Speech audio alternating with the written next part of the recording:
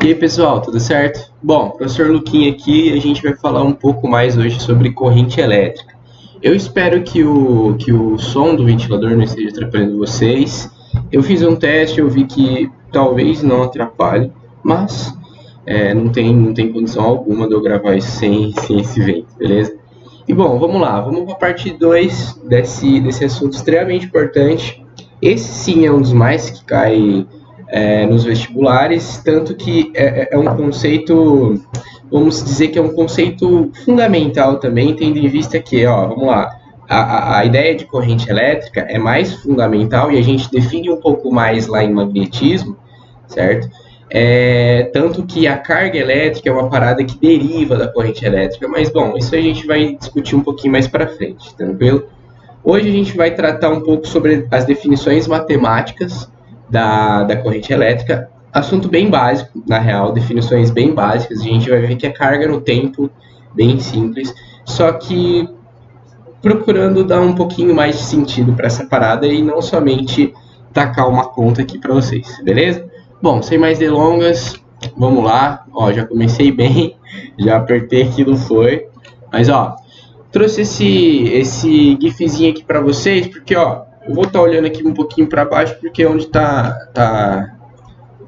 o slide. Eu vou colocar aqui a opção de ponteiro para mostrar para vocês. Esse daqui denota mais ou menos o que a gente viu na aula passada, certo? Onde aqui ele traz o sentido da corrente convencional e o real sentido da corrente. E por que isso acontece? Bom, a gente tem, por exemplo, uma fonte de tensão, certo? Onde ela vai ter um polo positivo e um polo negativo, certo? O polo negativo, basicamente, é de onde eu tenho uma concentração de elétrons e é o lado da fonte onde vai doar esses elétrons, certo?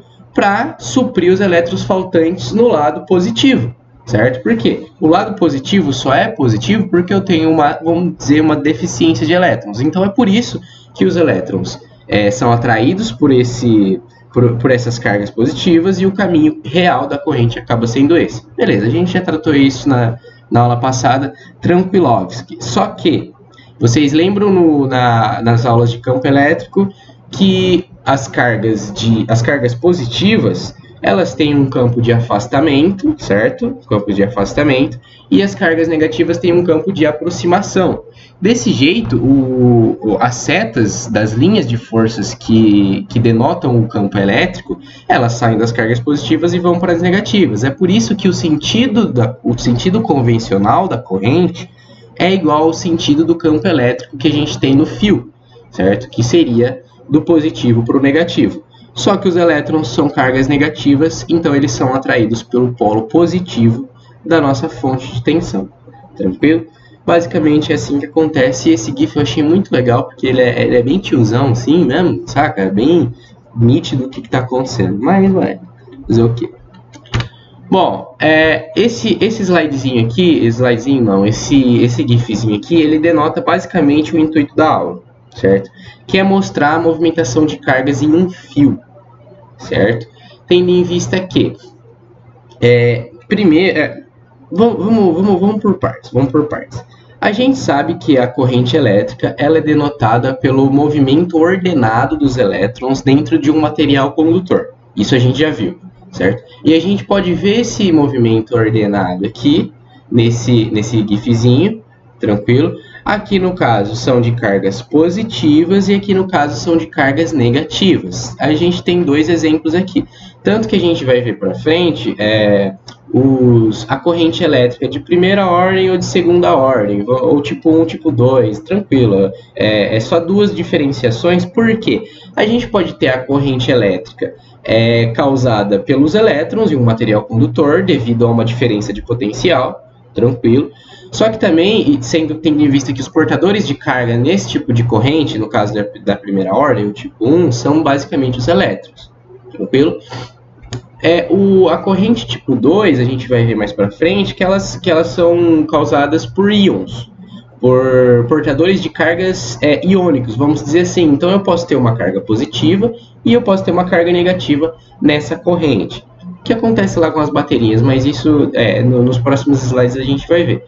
Então aqui a gente pode denotar um movimento ordenado das carguinhas dentro de um fio condutor, certo? Sendo elas positivas ou negativas. Percebam que elas passam por uma região aqui que a gente chama de A, ó, aqui bem no meinho, aqui bem no meinho, certo? Essa região A, basicamente, é a seção transversal do fio, ou seja, tem um fiozinho que tem, vamos fingir que isso daqui é um fio.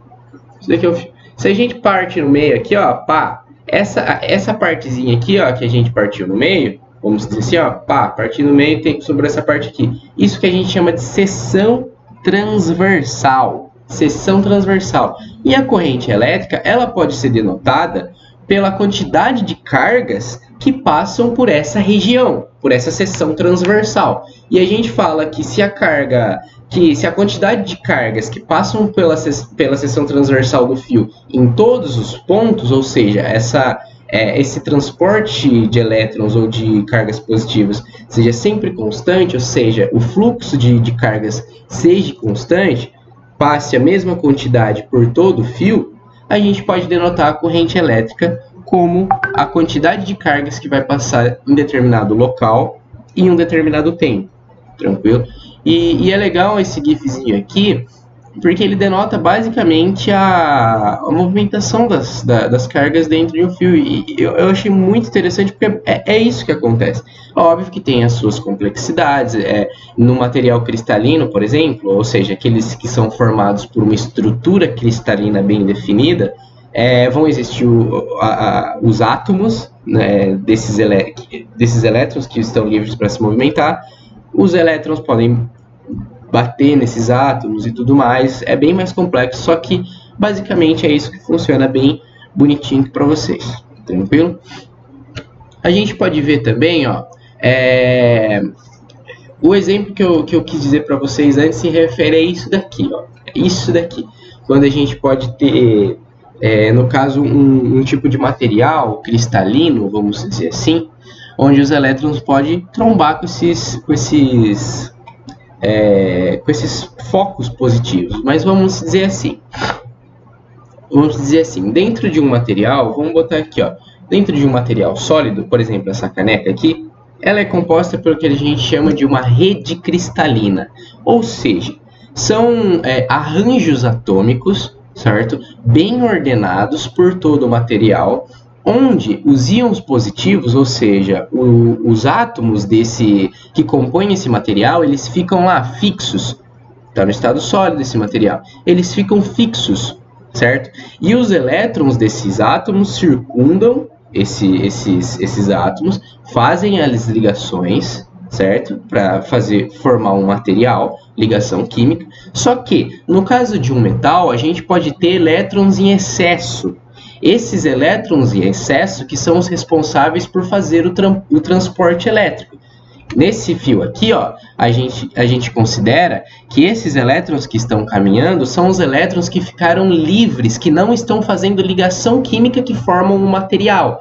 Então eles são livres, eles podem se movimentar dentro do meu sólido cristalino, no caso de um metal, certo? E esses elétrons são os responsáveis, então, por ter a minha corrente elétrica. Certo? Então, o que acontece? Quando eu não tenho um potencial aplicado, a gente já viu que é potencial, os elétrons eles estão livres no material e eles se comportam de maneira aleatória. Ali eles só têm a energia referente à temperatura, então eles não vão ficar parados, não tem como eles ficarem parados, mas eles têm um movimento desordenado. E isso não converge numa corrente elétrica. Se a gente botar um multímetro ali, ou amperímetro no caso, a gente não observa corrente elétrica alguma, certo? Por quê? Porque justamente o movimento está bem desordenado. Tendo em vista que, ó, os átomos que a gente considera como íons positivos, eles ficam aqui paradinhos, certo? Porque eles estão aqui fazendo a ligação química com os elétrons responsáveis por fazer essa ligação, beleza? Por exemplo, um átomo de silício. Tem um átomo de silício lá, ele faz 4 ligações. Ele tem 4 elétrons para fazer ligação, certo? O que acontece? Eu pego um átomo de silício e um átomo e outro átomo de silício. Outro átomo de silício e outro átomo de silício. E assim eu formo uma rede cristalina. Os 4 átomos de silício vão fazer as ligações com os 4 átomos de silício e assim por diante. Entendeu? Então eu não tenho um material, eu não tenho um elétron em excesso. Se eu não tenho esse elétron em excesso, esse silício acabou, ele não vai conduzir eletricidade, porque ele não tem esse elétron em excesso. Entendeu? É basicamente assim que acontece. E aí, ó, quando a gente... nossa, a imagem tá trocada aqui, tá invertida, não sei como ficou assim, mas dá para entender o que tá acontecendo. A gente tá vendo aqui, ó, os elétrons caminhando aqui do potencial VB, certo? Para o potencial VA, certo? Então, eu tenho esse campo elétrico, certo? Eu tenho esse campo elétrico, tendo em vista que esses são os elétrons livres, então os elétrons eles têm carga negativa. Então, o potencial VA é um potencial positivo, é um potencial maior, certo? Um potencial maior.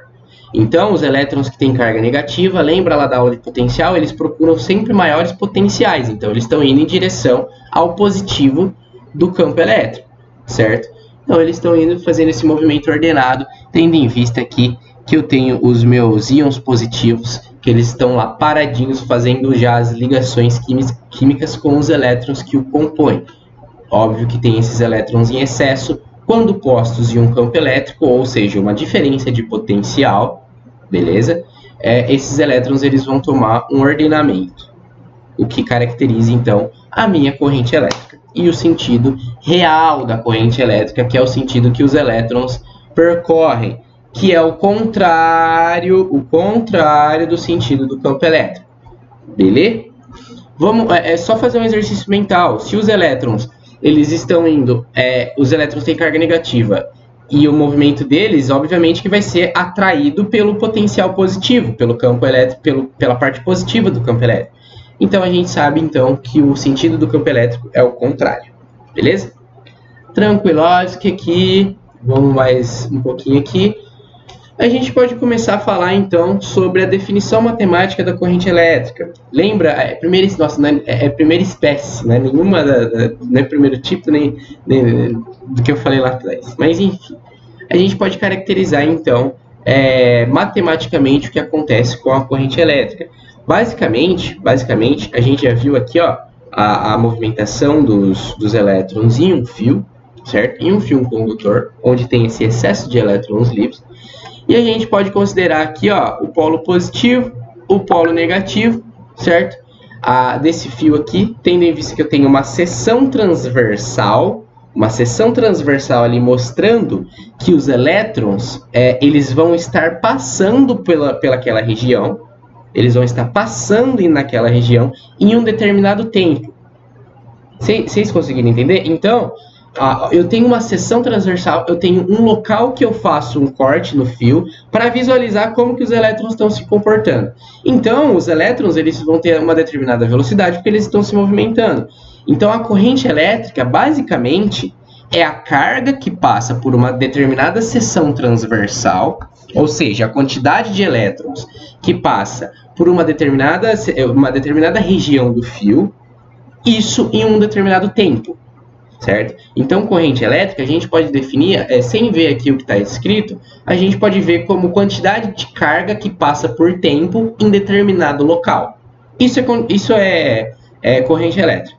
Bem tranquilinho, a gente pode ver isso aqui no desenho, ó, eu tenho potencial positivo e potencial negativo. Os elétrons eles vão estar indo no potencial positivo. E a gente vê aqui, ó, 3 eletronzinhos, quando a gente cortou ali, ó, instantaneamente, numa seção aqui do fio, a gente viu que tem 3 elétrons passando por esse local, indo em direção ao potencial positivo. E eles passam por essa região em um determinado período de tempo, em um determinado instante de tempo. Beleza? Tendo em vista aqui, então, ó, a carga está indo em direção ao polo positivo, sentido real da corrente, só que a corrente elétrica, o sentido convencional que se adota, é do positivo para o negativo, que é o sentido do campo elétrico. Beleza? Tranquilinho, aqui ó, até a descrição nos ajuda da imagem, elétrons passando através de uma seção transversal de um condutor. Beleza? E ó, vamos lá então, vamos botar conta nesse negócio aqui. A carga Q negativa, é negativa, porque a carga do elétron é negativa, certo? Só que a gente pode tratar ela em módulo, ou seja, só o valor dela, certo? E o valor da carga, sem saber se é elétron ou se é íon, sem nada, o valor da carga, lembram lá das primeiras aulas que é a quantidade de portadores de carga que eu tenho em determinado condutor, multiplicado pela carga fundamental, ou carga elementar. Vocês lembram que a carga elementar é 1,6 vezes 10 a menos 19 coulomb, tranquilo? E a quantidade de elétrons, o exercício normalmente dá pra gente. E isso define a nossa carga elétrica. Então, meus amigos, a carga elétrica, ó, aqui eu não tenho carga elétrica passando em uma determinada região do meu fio em um determinado instante de tempo, certo? Então, ó, a carga que passa em um tempo por essa região é basicamente a quantidade de elétrons que vão passar nessa região, certo? Ou a quantidade de íons que vão passar nessa região, porque essa carga pode ser negativa ou positiva. Então, ó, a carga é definida pelo número de elétrons multiplicado pela carga elementar. Então, é a quantidade de elétrons com uma determinada energia, certo? Que é a carga elementar. Quantidade de elétrons em um determinado local, certo? Em um certo período de tempo. E a gente pode ver, ó, esse IN aqui como se fosse a corrente, e nesse instante N, o que a gente definiu aqui, ó, nessa seção, basicamente vai ser a quantidade de carga, sendo que carga é N vezes E, em um determinado período de tempo. Só que, se a gente pega em pequenos intervalinhos, como essa seção aqui, se a gente corta infinitas seções do meu fio, e o fluxo de carga, ou seja, a quantidade de carga for sempre a mesma em um determinado tempo, por todas essas seções que eu fiz, por todos esses locais que eu analisei, se for sempre a mesma quantidade de carga, a gente pode definir então que a corrente total do meu material condutor é o módulo da carga dividido pelo tempo. Mas isso se a quantidade de carga for sempre a mesma em todos os locais que eu analiso. Belezinha? Tranquilinho, tranquilinho? Bom, eu vou terminar esses de primeira espécie, tranquilo, e depois a segunda parte da aula eu falo um pouquinho sobre os condutores de segunda espécie. E ó, eu botei aqui gigantesco aqui para vocês, ó, ampere, ampere, ampere, ampere, ampere, ampere, porque essa é a unidade no Sistema Internacional de Medidas para a corrente elétrica, o ampere, que é uma unidade fundamental. A gente vai ver depois que a carga, ela deriva dessa ideia de corrente elétrica, mas isso é um assunto para depois. E ela então é dada a corrente elétrica pelo módulo da carga, certo? Dividido pelo diferencial de tempo, pelo infinitesimal de tempo que essa carga percorre determinada seção transversal. E a gente então fala que, ó, fazendo o tempo, a quantidade de tempo igual que um elétron vai caminhar, 1 segundinho, e a quantidade de carga for 1 coulomb, a gente tem que 1 coulomb dividido por 1 segundo equivale a 1 ampere, que é igual a 1 coulomb por segundo, certo? Então a gente pega uma área de seção transversal qualquer, tem que passar 1 coulomb de carga em 1 segundo. Isso define 1 ampere. Perfeito, meus amigos, perfeito. Definiçãozinha matemática aqui, ó, para matar todo mundo. Tranquilinho. E a gente pode ter variações dessa corrente elétrica, sendo elas frações desse ampere. Frações como assim? A gente pode ter miliampere, que é 10 a menos 3 ampere. A gente pode ter microampere, que é 10 a menos 6 ampere. Pode ter nanoampere, que é 10 a menos 9 ampere. E picoampere, que é 10 a menos 12 ampere. Picoampere ou picoampere. Essas medidas aqui, elas são bastante utilizadas para a corrente elétrica, porque normalmente a corrente elétrica que a gente mede, ela é bem pequena, certo? A gente precisa de uma grande tensão e de uma baixa resistência para a gente ter uma corrente elétrica gigantesca, certo? Então é por isso que é bastante usado. Vocês vão ver várias vezes e já viram milicoulomb, microcoulomb, essas paradas lá nos capítulos anteriores. Só que aqui a gente está trabalhando com corrente elétrica, beleza? E vocês vão ver mais essas frações do ampere mais pequenas, certo? porque, obviamente, eu já expliquei, por toda essa razão, só que também é muito difícil atingir altas correntes, tipo quiloampere, é quase impossível, na real, a gente atingir um valor tão alto de corrente assim, beleza? E para primeira parte dessa aula, já deu 20 minutinhos, a gente vai parar por aqui, vamos tomar um cafezinho, tranquilo, que a gente vai voltar aqui falando dos condutores de segunda espécie, que aí a gente já vai para um assunto um pouquinho mais químico da história, beleza? Então, já já a gente volta.